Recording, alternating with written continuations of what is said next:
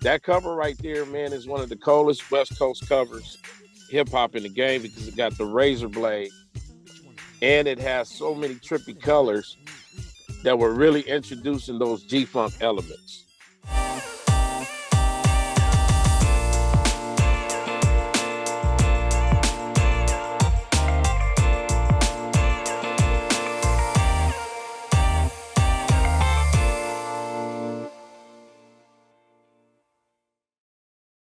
What's up, everybody? It's Soren Baker here on Unique Access Entertainment. As always, please hit that subscribe button. As y'all know, it's right down there and it's free. That enables us to keep coming to you guys as often as possible with as many interviews as possible. So please hit that subscribe button, tell your friends, talk about it, be about it. Each one, teach one. We just appreciate your guys' support getting us this far.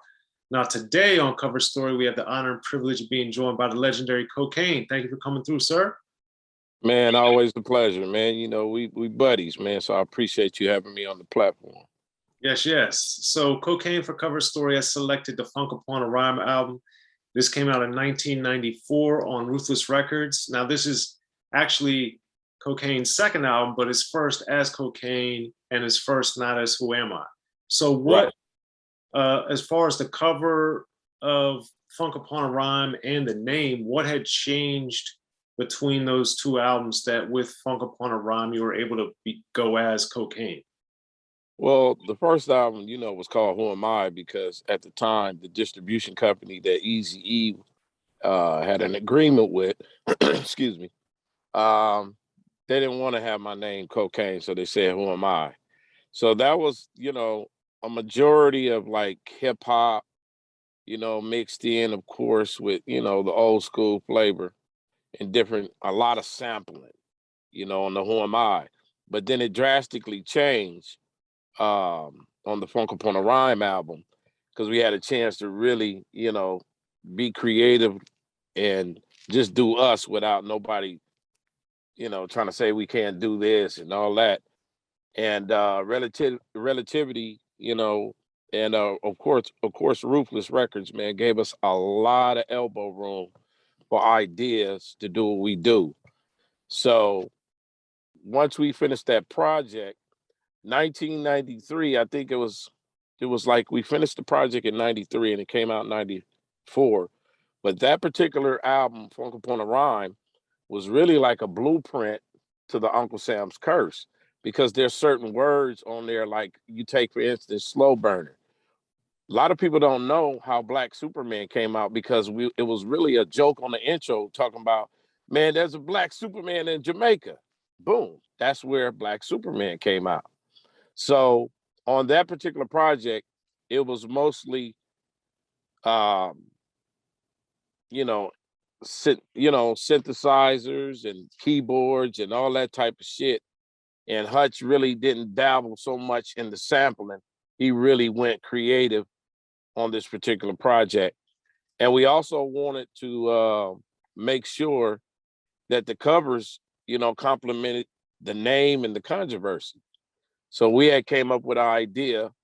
And of course, Jerry Heller and them, you know, hired the right people over there in Santa Monica and came up with an awesome cover, man. And, you know, we come from the era where people would buy covers just out of curiosity.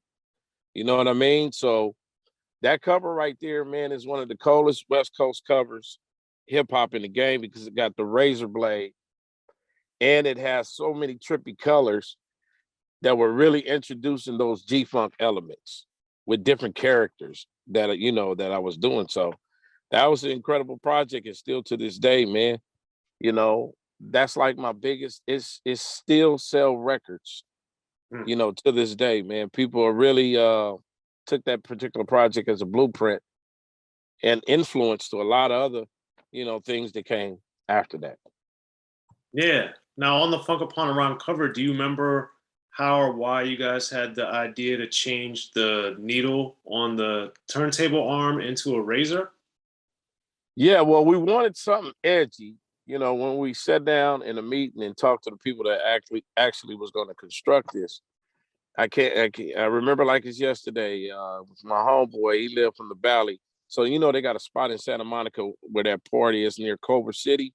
where all the filming and stuff. So he was like, man, I got an idea for you, you know, because we basically told him we want to have something to do with the record player and of course the razor blade as a needle, you know what I'm saying, for the turntable. And when they put that shit together, that was a one take Jake, Soren. That was like, come on, man. Ain't Yeah. no substitute for great, man. That's exactly what we wanted because we were so influenced by Parliament and Bootsy Rubber Band, just as well as our peers, you know, doing funk, soul and funk music.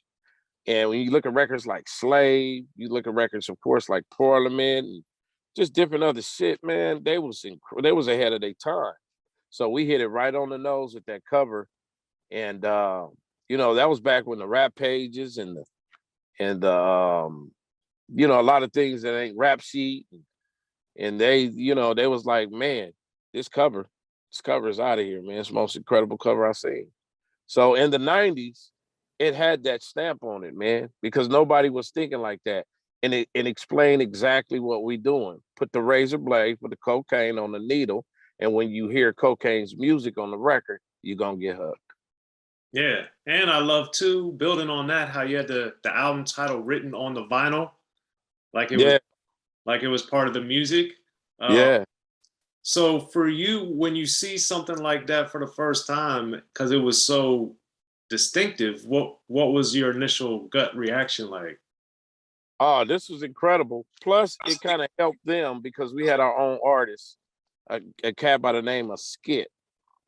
His name was Skit. He was doing all the little, because I had a thing in there called Cannabis Comics. So I was kind of spinning off with the weed and the funk and the different characters I do from, you know, Alka Funk to even Motherfunkin' Puss, B Flat, Sweet Talk, just as well as Cocaine.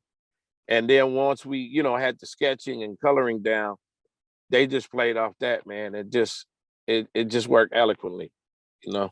Well, I was going to bring that up in a minute because on the inside, all those characters and the different things you named, they were very colorful.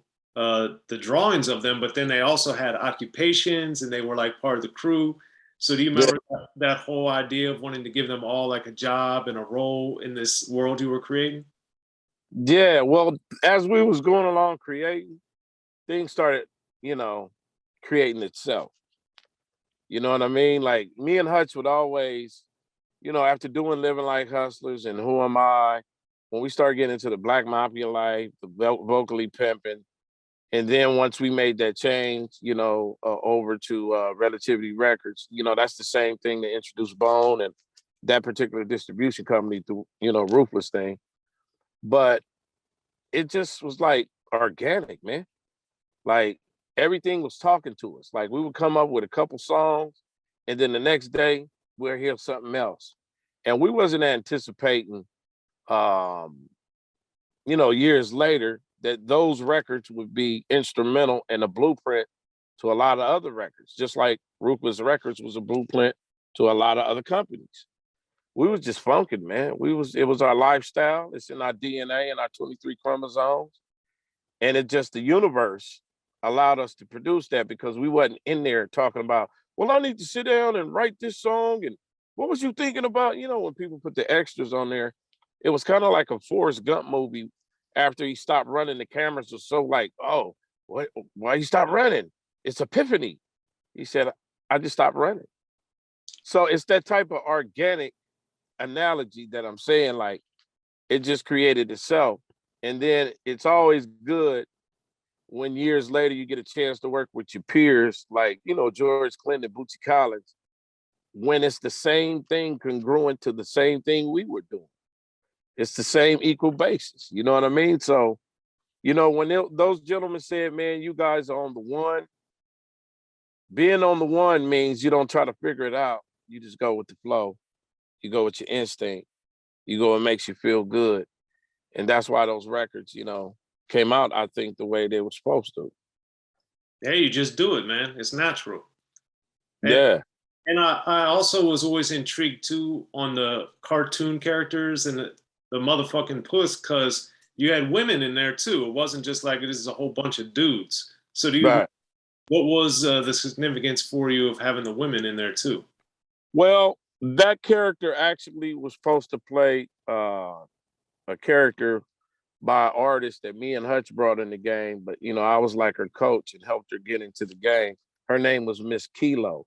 She also had a song called "All Over a Hoe" on the Menace to Society soundtrack.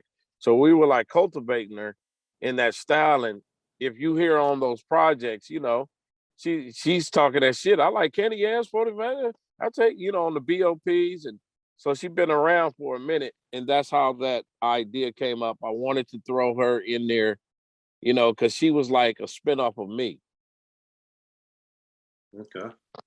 And then with Funk Upon a Rhyme, also on the cover, there's that little picture of you in a circle with the joint and stuff with the cannabis comics. So what was that? What was the significance of that?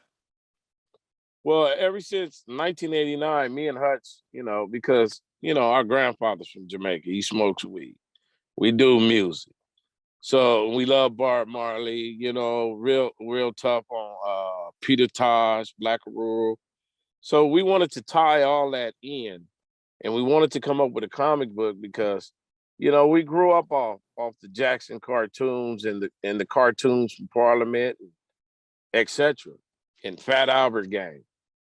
So we wanted to incorporate that type of cartoon mind illustration and really, not really bite what Parliament did, but simply be influenced by it and twist it up our own way. Yeah, You know, because cannabis comics, as you think about it, is hilarious on many, many levels. right.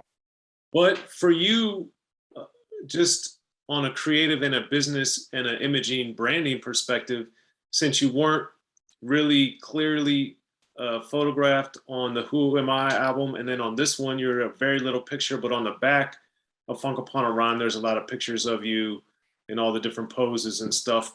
But what made you comfortable not to really be shown on either of your first two album covers?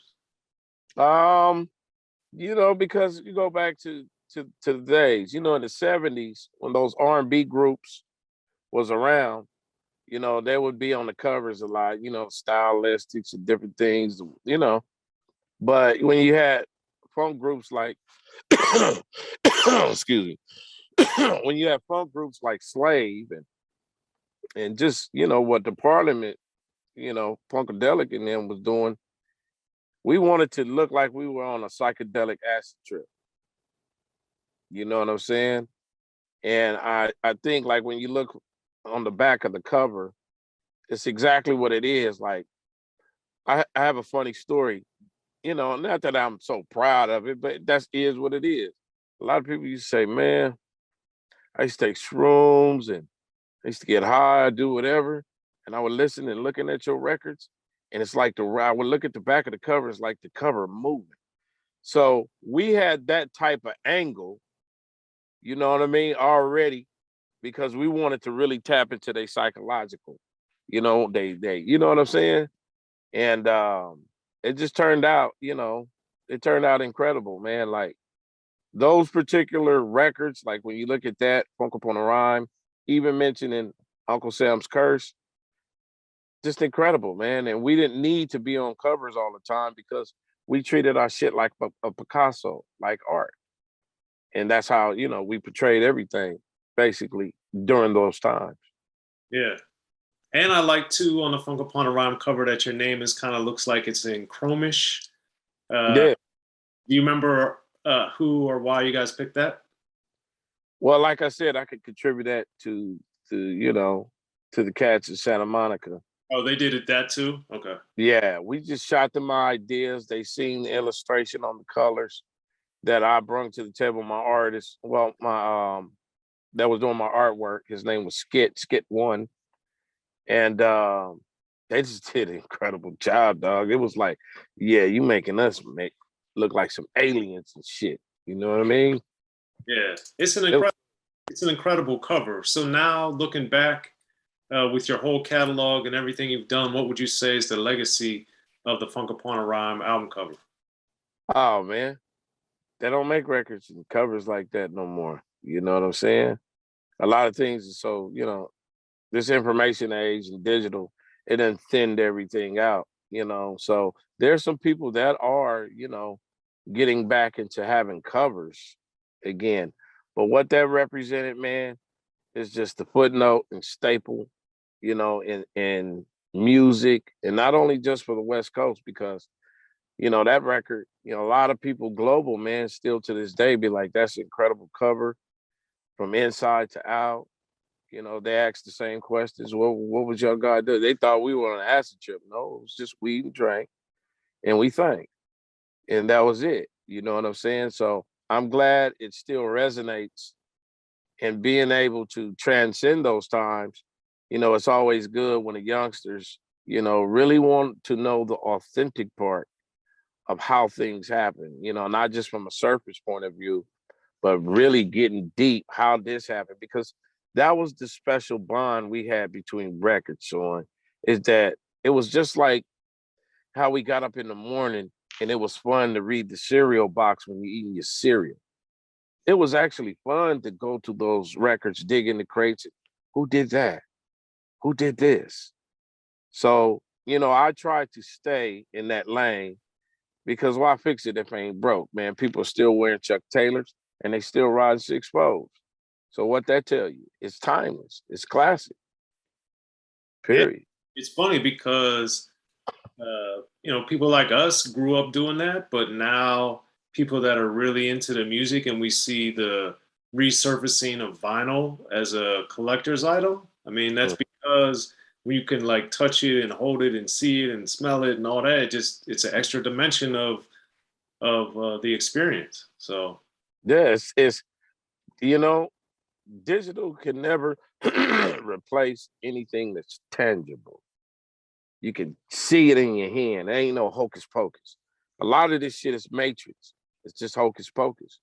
So, up in my household, I stress that to my kids that are interested in some of the things that I'm doing, like my daughter. You know what I mean? So we plan to run the same program, making sure that she has wax records and CDs and different things for her own personal project. That'll be coming out in 2022. Her name is Young Colombiana, but I stress that, Soren, because, yeah, streaming, yeah, iTunes, yeah, all of that. But there's people out there, man, that's really want to get their hands, you know what I'm saying, on a record. They really want to flip it over. That's why I really give love to overseas, because they get it. They say this is something that is attached to us. We can see it. And every time we see it, it gives out energy to us. Because I look at records still to this day, man, and sometimes I might have a block when I'm writing something, but I can look at an old record and I don't even have to hear nothing, but just reading that shit inspires me. Yeah, it does.